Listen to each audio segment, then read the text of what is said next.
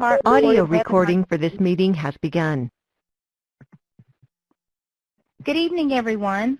Thank you for attending the first of our three-part recorded webinar series intended to help individuals and families plan and prepare for the move to integrated independent housing.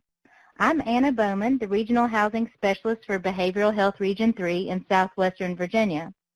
Also accompanying me on the webinar this evening are the DBHDS Housing Team, Housing Services Manager Eric Leba, Regional Housing Specialist for Region 1, Marie Fraticelli, Housing Specialist for Region 2, Jeannie Cummins, Housing Specialist for Region 4, Cherie Hilliard, and Housing Specialist for Region 5, Kim Rogers.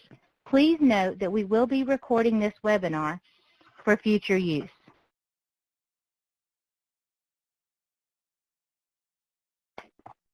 Our goal today is to increase awareness of the steps that must be taken to ensure a successful transition to independent, integrated housing. To assist with the webinar, please follow these guidelines. Use the chat box to ask questions. The moderator will forward your question to the presenter to be answered as soon as possible. We can go back and address any questions you might have from previous slides, but we do ask that you keep questions generalized. Specific cases can be addressed with your housing specialist. Also, another reminder, this webinar is being recorded.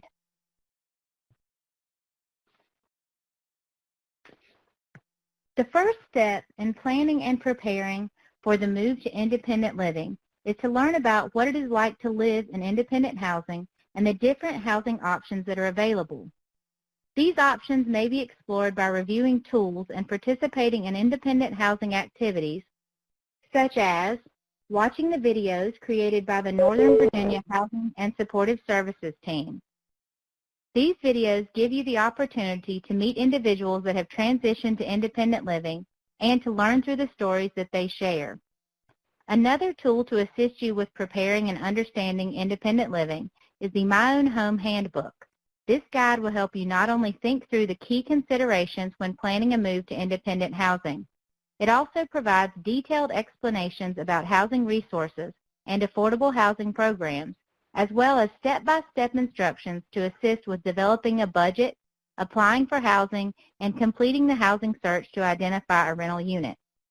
To get an even closer look at independent housing, you may also choose to visit people who are already living independently with support and learn directly from them. These opportunities can be organized with the help of the regional housing specialist in your area. Another option is to try it out. If you aren't sure if you are ready for independent living, a great way to find that answer is to try out independent with support for an overnight or a weekend.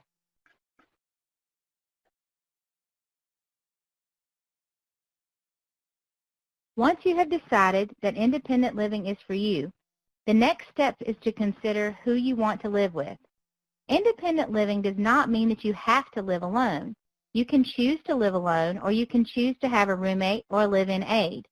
If you are interested in living with a roommate or a live-in aide, then you will have to try to figure out who that roommate or aide should be. A good place to start is to identify people in your circle that you can ask to share housing. Interview the individual you are interested in sharing housing with and allow them to interview you about what each of you want and need in shared housing. For help putting together your interview, use the Questions to Ask Potential Housemates link that may be accessed through this slide. Another option is to do a trial run. Stay overnight at each other's homes or go on a vacation together to get a better sense of what it may be like sharing space with this person. It may also help to make a roommate agreement or live-in companion agreement, which can outline each person's responsibilities, such as taking care of household chores and paying expenses. Templates for developing these agreements may be accessed by the provided links. We've received a question that will the presentation be available for downloading? The presentation is going to be posted on the DBHDS website, and we intend to email it to all of the members who participated to listen this evening.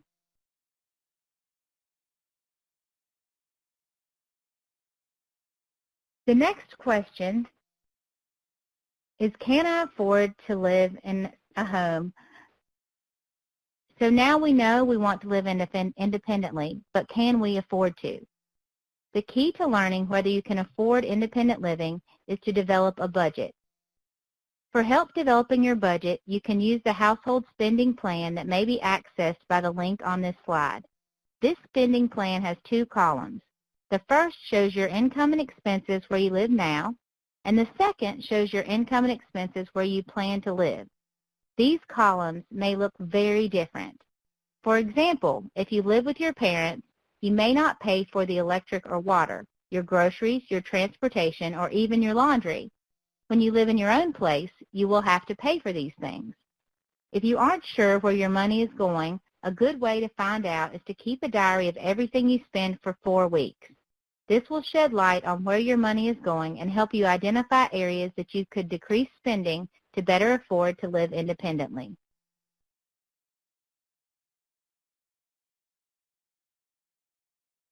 Now that you have decided if you will live alone or not and how much rent you can afford, you need to figure out where you want to live.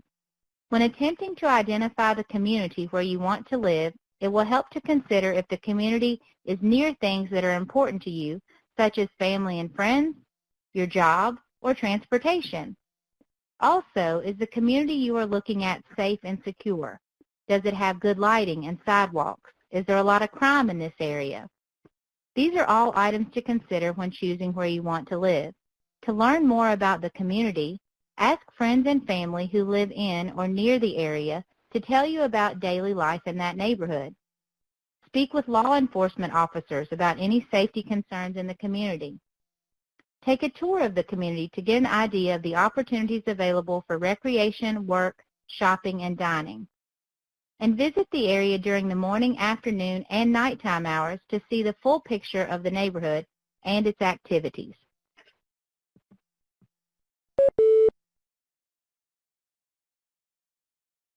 Once you've chosen a particular community, you can narrow your search for rental housing by determining what you need and want in a rental with regards to features, accessibility, security, and transportation. Some items to consider: whether or not the rental property is smoking or non-smoking, whether or not the rental property allows or does not allow pets.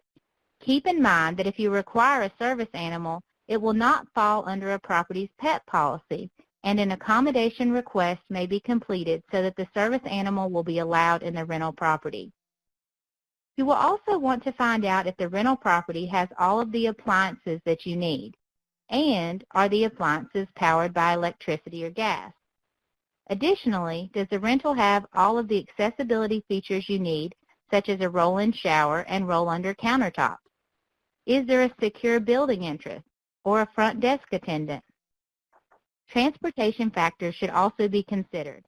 Is the rental near public transportation, or if you need parking, is it available?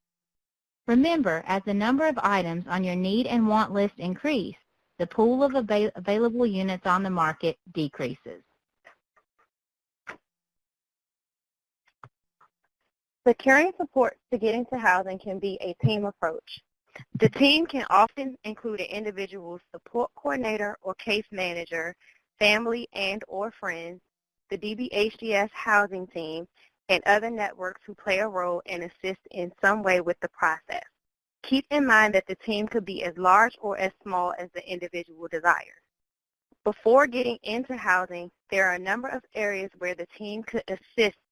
For example, requesting reasonable accommodations from a landlord or the rent assistance program, completing the rental assistance application, searching for properties that accept rental assistance, visiting apartments to see which one is right for me, filling out apartment applications, and making sure the landlord completes required paperwork to approve the unit in the rent assistance program. It is vitally important to identify who on the team will help with each of these tasks so nothing slips through the cracks.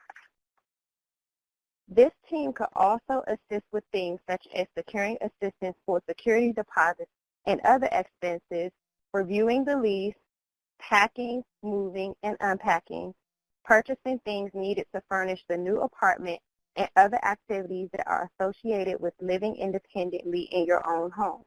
Again, determine who will help with each of these tasks before any housing referrals are made. There are also financial resources available to assist an individual who is moving into housing. These resources include programs such as flexible funding, a program that we will discuss later in the webinar. Other areas of support may include things that the individuals will need for daily living. These areas of support can be things such as personal care, which may include bathing, toileting, grooming, dressing, eating, and walking. Independent living activities may include shopping, meal prep, paying bills, reading meals, doing laundry and dishes, house cleaning, taking out trash, using the telephone, locking the doors and or windows, answering the door safely, and reporting repairs.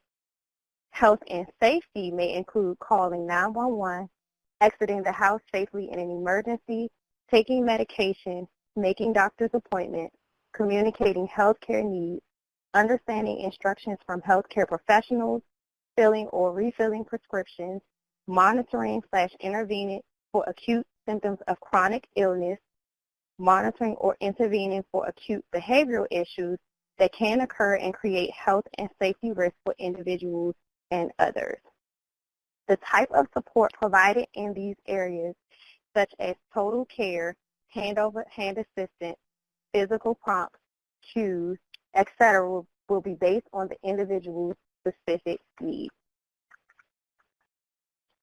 Other special considerations in housing, such as physical needs, which could include lifting, transferring, or mobility needs, medical needs, which could include medications, diet and food prep, allergies and chronic health conditions, communication needs, which include speech and hearing, or adaptations for phones, alarms, and doorbells, or sensory needs, such as vision, hearing, tactile adaptations for signage, appliances, environmental controls, will also be determined by the individual's specific needs. If someone has waiver services, the service providers will often perform the assessments to identify supports needed. However, if the person is on the wait list, the team will have to provide this assessment information.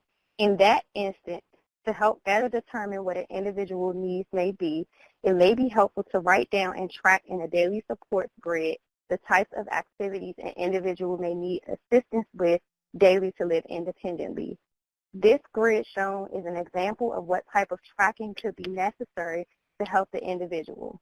It answers questions such as, what can I do on my own? Who helps me at home now? What activities do they help me with? How do they help? What do I do on my own? What activities did I need or want help with on my overnight trial run? Who helped me and how did they help? It is also recommended that a separate weekday and weekend grid is completed.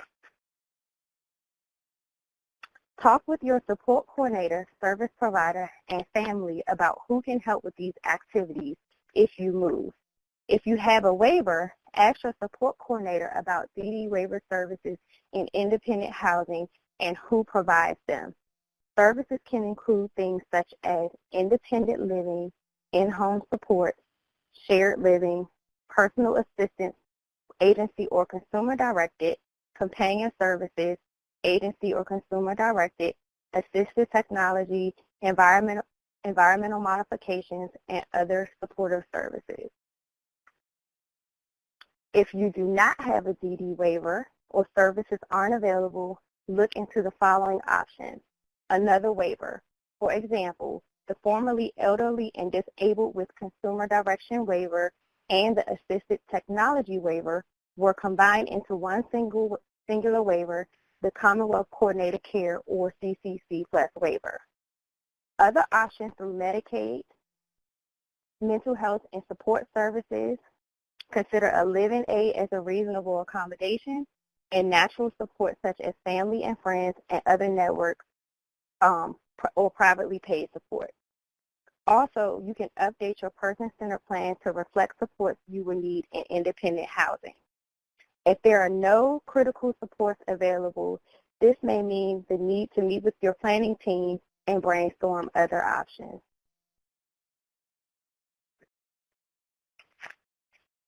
Now it's time to get prepared to apply for the rental assistance we may need and the rental we may want. In order to apply for a rental property or rental assistance, certain documents are needed, such as the items listed here. Birth certificate or proof of citizenship, which verifies proof of birth date and proof of birthplace. Social Security card, which provides proof of Social Security number and name. Photo identification, SSI and SSDI award letters, which state the current amount you are receiving and any deductions being taken out of your monthly benefit, and receipts for medical expenses that were paid for by you out of your own pocket. Often these documents are easy to get together because there is a family member, guardian, or support provider that has already collected them. If you don't have one or more of these items, you can apply for them to be reissued. Sometimes there may be a waiting period of several weeks between the time you apply and when you receive the item. Therefore, if you are missing one of these required items, apply for it before submitting your housing application. Failure to provide these documents will prevent the housing agency from being able to process your application and to approve you for a housing unit or housing assistance. Without these items, the housing agency cannot provide assistance and you could miss getting the rental unit that you are interested in. When putting these documents together, a lot of questions come up such as, will this work instead? For instance, my birthday is on my driver's license. Will that work instead of my birth certificate? Or, my Social Security number is on my Medicaid card.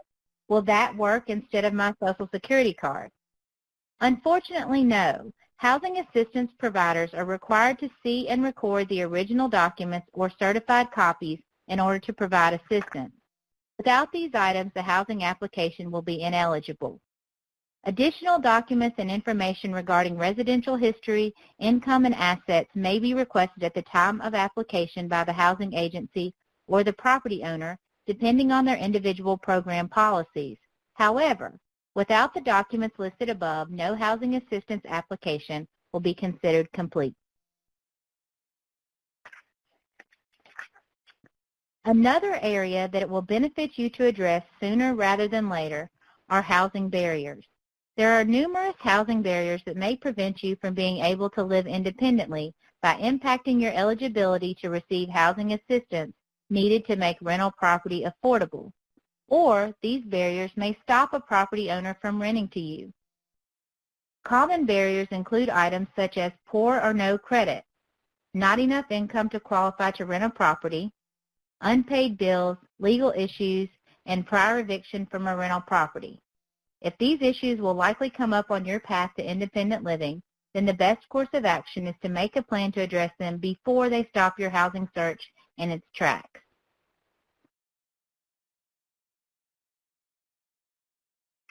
If you think a landlord may be concerned about an individual's credit or lack of rental history, you could consider the following options.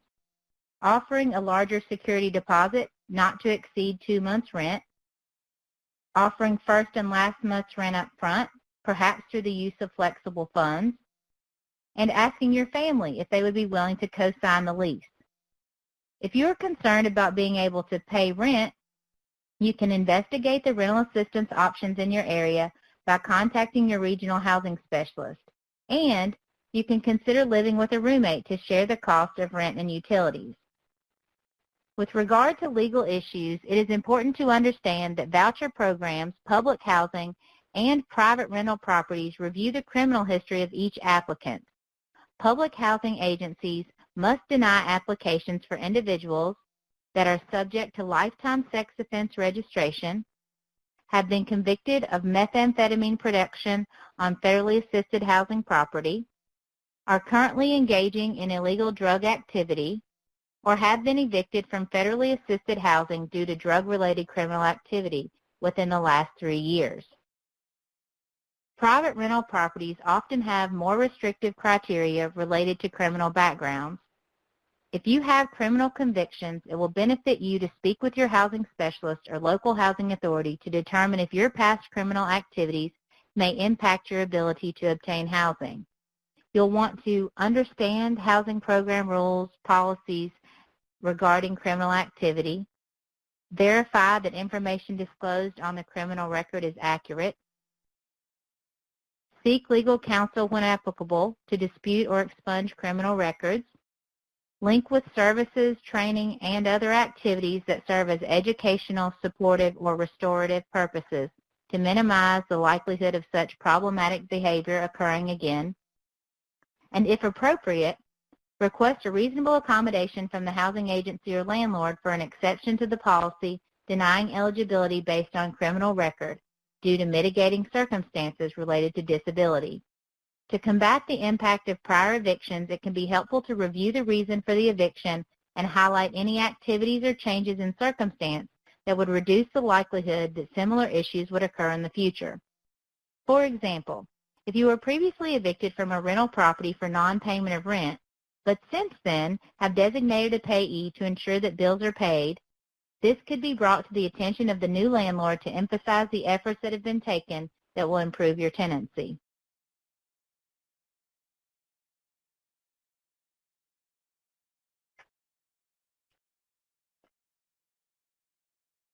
Additional barriers which individuals are often confronted with are the upfront costs associated with moving, such as application fees, security deposits, moving costs, utility deposits, furniture, and household supplies. These expenses are often overlooked when planning the transition to independent living and can cause a delay or even stop the move-in process. If you are unsure how much these costs may amount to for you, it will help to complete the moving expenses budget sheet that may be accessed by the link on this slide. With a better understanding of upfront costs of moving, you can develop a plan to save for and secure these items. In addition to your own personal savings, there are a number of local and state programs which may assist with upfront moving expenses, including community action agencies, which may be able to assist with security deposits or first month's rent, Salvation Army chapters, which may also be able to assist with security deposits and first month's rent, waiver transition funds available to Medicaid waiver recipients, and the Flexible Funds Program available to both waiver recipients and individuals on the waiver wait list, which may both be accessed to assist with all of the costs previously listed, as well as environmental modifications, fees to obtain legal documents, and activities to assess need, arrange for, and procure services. Each of these resources are a valuable opportunity to secure the upfront costs and items needed to move into your own home. Your support coordinator and regional housing specialist can help you pull these resources together as you make your housing plan. By determining your moving expenses ahead of time, you can begin saving and securing assistance to cover the costs well in advance of your move-in.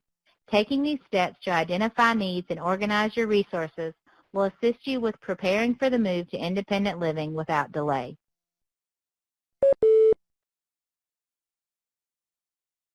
Okay, before we move on to the family-driven housing arrangements, I believe we had a question about, go back.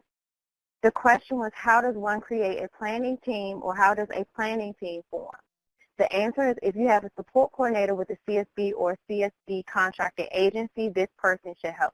The planning team often consists of the individual, the support coordinator, family, service providers, and other people that support the individual. And then the other question was, are there pre-made forms that can be assessed to create a planning team? We do have, we'll discuss it in the Innovative Family-Driven Housing Arrangements. We do have a Creative Housing Approaches Guidebook, and it's not quite how to form a planning team, but it goes through things that you can be thinking about. It's like a little workbook section at the end that may potentially help you begin to put resources together. So that could also be used as a team. Were there any more questions that we needed to address before we move forward?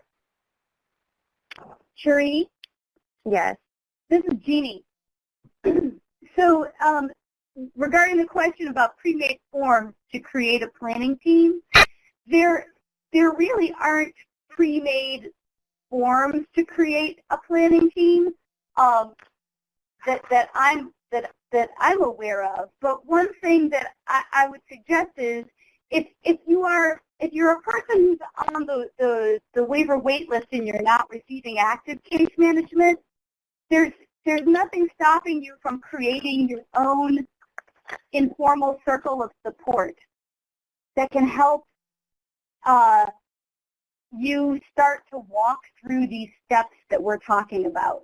Because these steps that we're talking about are all the steps that you do to prepare to get a person moving toward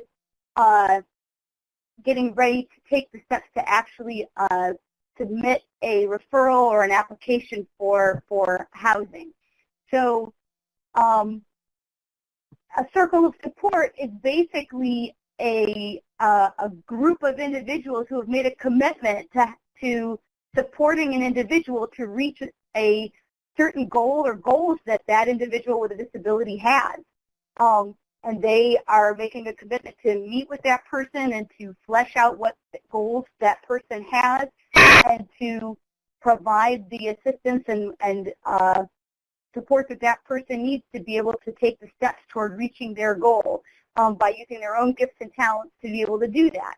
So there's not, it's a pretty loose arrangement, and there are different kinds of planning processes that circles of support can use to be able to help people identify their goals and take steps toward reaching their goals. And some support coordinators are familiar with those different kinds of planning processes, but another resource may be an ARC that can also walk you through those different kinds of planning processes that circles of support use.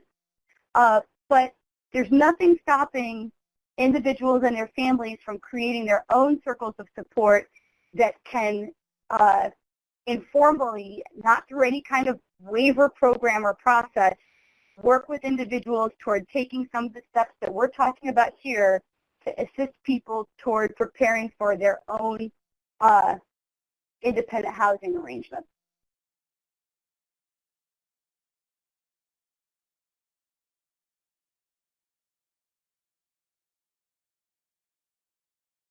And if it would help, I'd be more than happy to provide some links that we can send out to resources for creating circles of support.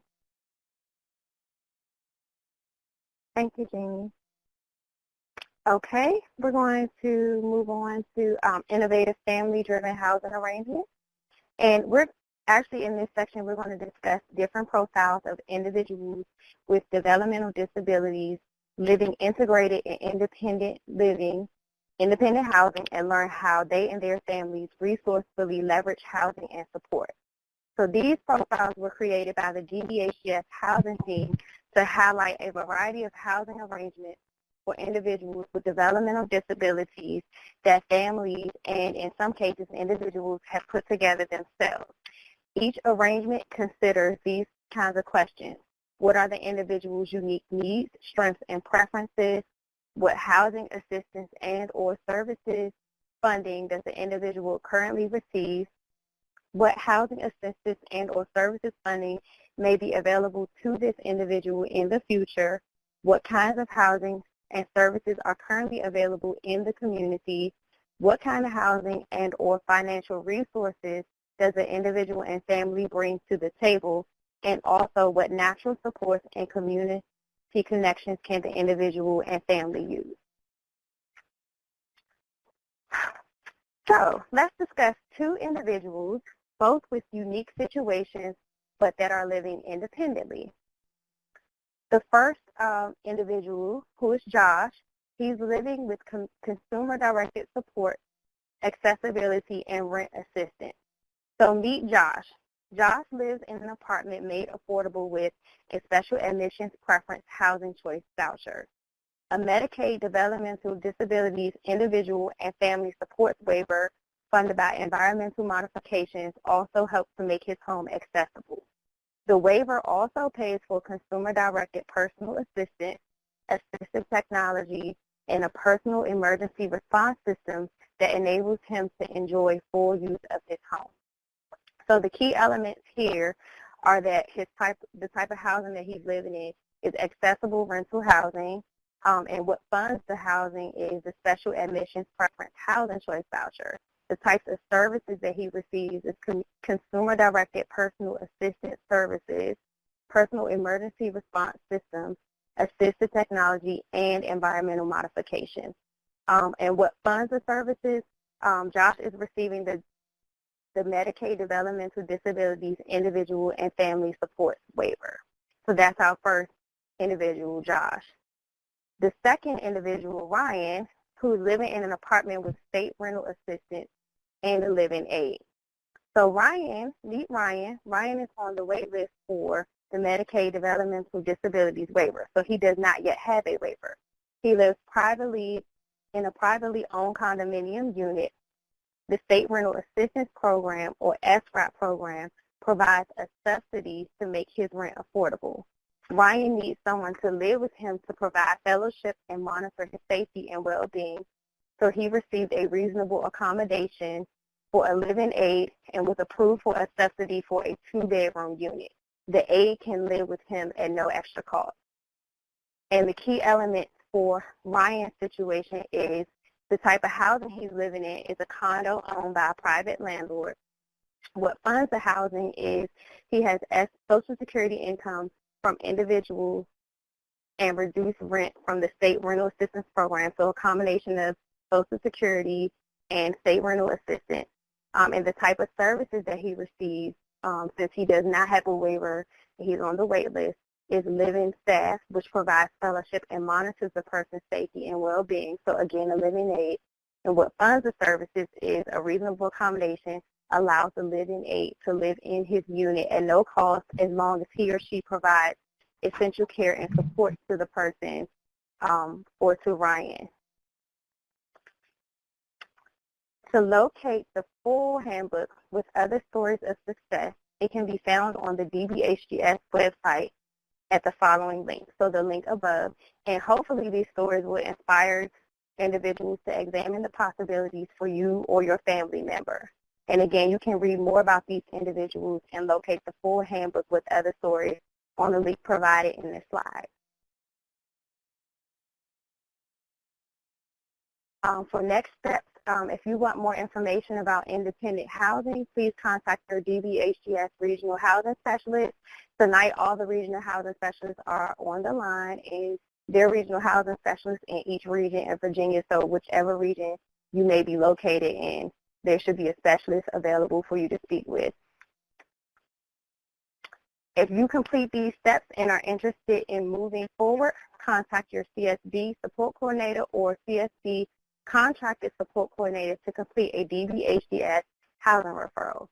If DBHDS accepts your referral, your support coordinator will complete a housing readiness assessment and housing action plan with you before your referral is sent to a housing provider. Now we'll open up the floor for more questions.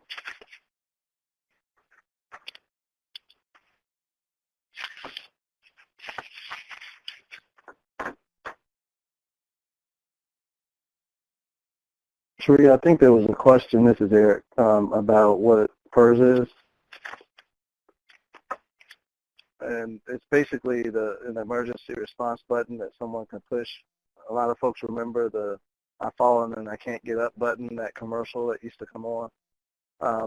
It's very similar to that, so that if the person has an emergency, it's a little pendant or something that they can wear that they can hit that button, and it lets a monitoring system or monitoring authority know that the person needs emergency help.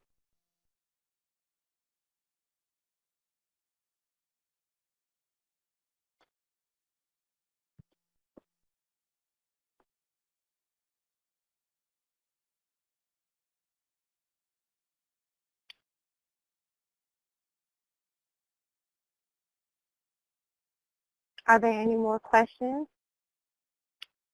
Nope, got a bunch. Yeah.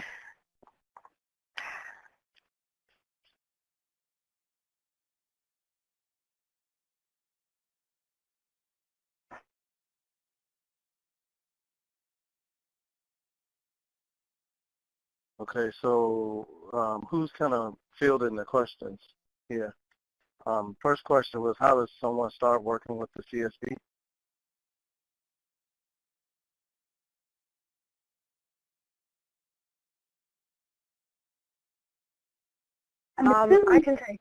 I can take that one, Eric. Yeah, go ahead, Marie.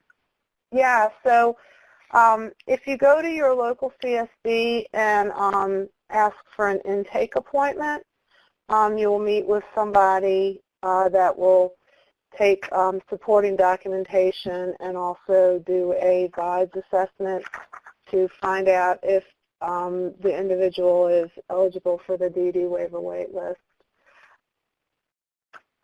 And if they're already on the wait list, Marie, or on the waiver, they should be able to contact their support coordinator, correct? That's right. And if they're on the waiver wait list, you may not know who your support coordinator is because you may not be getting active case management, but they can assign somebody to you or let you know who is assigned to your case so that you can ask questions about a referral or flexible funding or any of the things that we discussed in this webinar. And just to clarify for those of you who may not be aware, when we talk about the DD waiver, that is a Medicaid funding source for long-term care, home and community-based services, and this funding source is specific for people with developmental disabilities. So it basically is a funding source that is an alternative to providing care in an institutional setting for people with developmental disabilities. And so while the state provides care in institutional settings as a mandatory service through Medicaid, it is people can waive that right to that mandatory service and instead choose to receive their services in home and community-based settings. At this point, though, because that's an option for the state to provide that service, and the state does not have has not funded that to the same level, we have long wait lists for those services. So then, when you hear the term the DD waiver wait list, that's what it means. It means that you are waiving your right to receive services in an institutional setting, and instead choosing to receive services in a home and community-based setting. But until, but right now there aren't enough, there's not enough funding for everybody to be served simultaneously, so there are wait lists, and that's what that's referring to, is wait lists.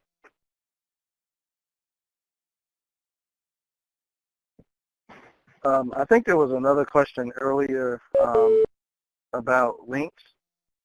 There are a lot of links that are embedded within this PowerPoint, but just because of the nature of the presentation, because it's a webinar style, the links aren't active, but when you're emailed the PDF of the document, the links will be active, and you all can click those links to access the documents that are being referenced.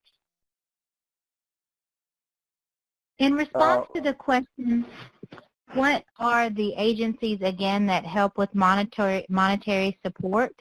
There are a variety of agencies that help with monetary support during different pieces of the process. Obviously, the DD waivers would provide support for the services. With regards to rental assistance, those funds come from federal housing choice voucher dollars, as well as our state rental assistance program that is funded by the Department of Behavioral Health and Developmental Services. In regards to the cost, the moving expenses, the upfront expenses, there are programs within the Medicaid waiver system, the Medicaid transition funds, and again, our flexible funds program, which seeks to help assist with those barriers. And we're going to cover a lot of those in a lot more detail on our next webinar. The next question, I think, is how long does the process take? And I would say it can take as long or as short, of an amount of time as you want. Typically, we tell people from the time that they're referred to us, it could go as quickly as 45 to 60 days. But, that's for folks that have kind of done some of that pre-work that's necessary so that, at the time that the support coordinator makes the referral to DBHDS, the bulk of the time is spent really looking for housing in units that meet the individual's needs. If the person hasn't done all that pre-work, it could take a little bit longer, but we ask that folks be ready to, use rental assistance when they're referred to us, at least within a 90-day time frame, and that's from the point that they're referred to us and, and moved on to the public housing agency for the rental assistance. But again, it really depends upon how ready the person is to move forward with the process and how much pre-work they've done. Yes, Eric, this is Jeannie. Can I add one thing to that? I think one Sure. of the things that can make a really big difference in the amount of time it takes to move into housing is whether a person has their supports lined up. So if you are a person who is coming to this process and you already have waiver services, then you're going to go, the process is going to move fairly quickly. If you're a person who is on the waiver wait list and you're starting from scratch, and you're a person who needs a lot of support, then the process is going to move rather slowly because it's going to take a long time to figure out where those supports that you need are going to come from and how you're going to kind of cobble them together. So and we've got people who have done some very creative things, but it can take a long time to put those creative things together because oftentimes what people are doing is they are going out into the community and they are finding their own live-in aid like Ryan did, or they're finding their own folks that they're going to privately pay to do certain things, or they're finding friends that are going to drop by every once in a while or take somebody shopping. So it can take a long time to put all those moving parts together so that a person has what they need to be able to maintain their housing once they've moved in. So that piece alone can be the real driving factor on how long it takes to be able to get through the process. And it can be anywhere from, a couple months to over a year. Jeannie, do you mind answering the next question? When will rental assistance be available in Stafford and Spotsylvania counties? So right now, the rental assistance that applies to Stafford and Spotsylvania counties comes through the special admissions preference that Virginia Housing Development Authority has made available. They have made available to us a number of housing choice vouchers, but they're 127 to be exact. Right, but they're applicable to many areas of the state. Mm-hmm. So we have to wait, and they're all allocated right now. So we're working on turnover. So as those slots turn over, those vouchers can become available to people who are in Stafford and Spotsylvania. So we encourage you, if a person is ready, to make a referral to your support coordinator. In terms of the state rental assistance program, if that would become available in Stafford and Spotsylvania, quite honestly, that's going to be driven by unmet demand. And so we need to see that there are more people being who have indicated that they are ready to move and they would like this resource, but they haven't had their referral met. Right now, we've pretty much met all of the referrals through those VHDA vouchers that have been given to us. So unless we see that there's serious unmet demand, it's we haven't made a move to be able to expand to Stafford and Spotsylvania. That's not to say we won't, but if we can document that there's unmet demand, then that might be a potential area for us to expand to. And Jeannie, every other month we're starting to see about anywhere from maybe 1 to 3 vouchers kind of turn over or become available, but there's no guarantee there. But just to give you all an idea that not all hope is lost in that area. But again, that you have to make the referral and do all the things that are necessary to be prepared, so that when the resource is made available, you can quickly take advantage of it. Right. So folks at this point are waiting, generally several months before their name comes up and they get their referral is made. But we're not seeing a huge backlog for a long period of time of folks. Yeah. I think we have like 6 or 7 people right now, so it's not a ton of people waiting. So it's better if you're ready to be referred sooner rather than later. And the question, I think we have another question.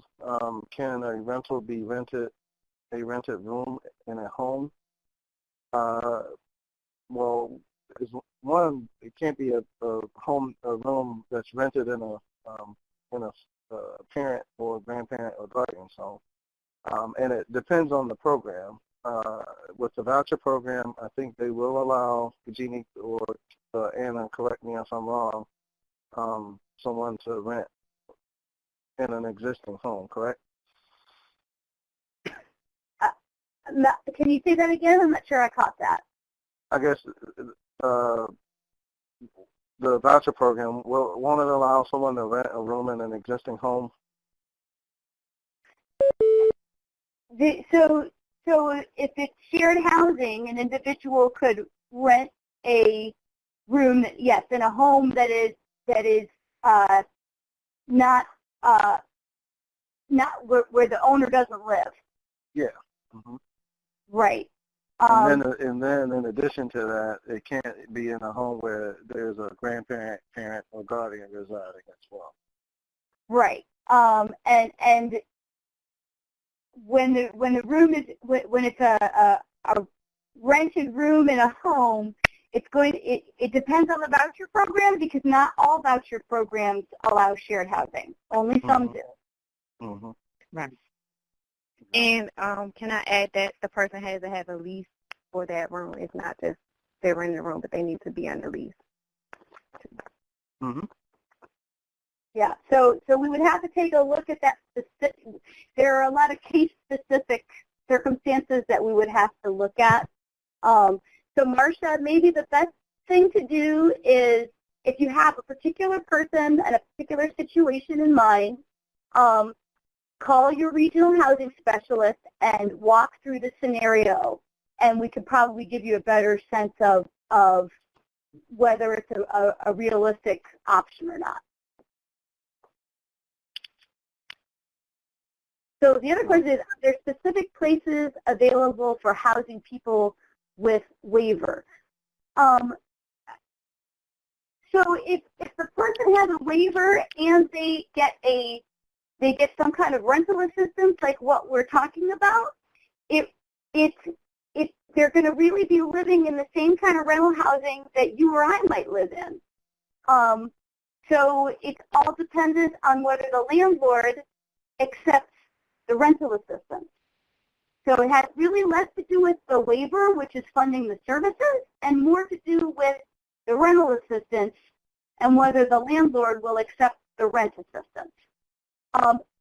The key for us is going to be that the waiver services that the person gets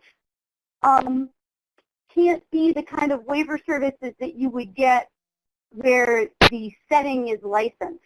So meaning we're not going to give rental assistance to a person who's living in a group home or a person who is living in a residential program, like a supported living program. rental assistance, the kind of rental assistance that our department administers only goes to people who are actually going to be leasing their own apartments or their own housing, not where the provider is leasing the housing. That's part of what makes it independent housing, because the person gets to lease their own housing and they maintain their own tenancy rights.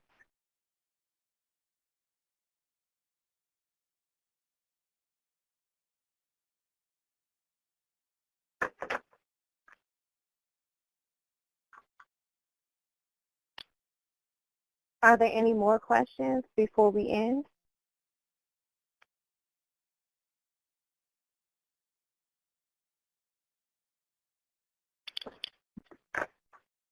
So Cherie, Mm-hmm. and Anna, so there's another webinar that's scheduled. Jeannie referenced it earlier. Do you all have a date and time of that webinar? The next webinar is rental assistance and housing resources, and it's scheduled for Wednesday, March the 7th at 7 p.m. Thanks, Kim. So for you all on the call, be sure that you spread the word about these webinars. We enjoy the questions because, the more that we can answer up front, the shorter of a time frame that it'll take on the back end to get people housed.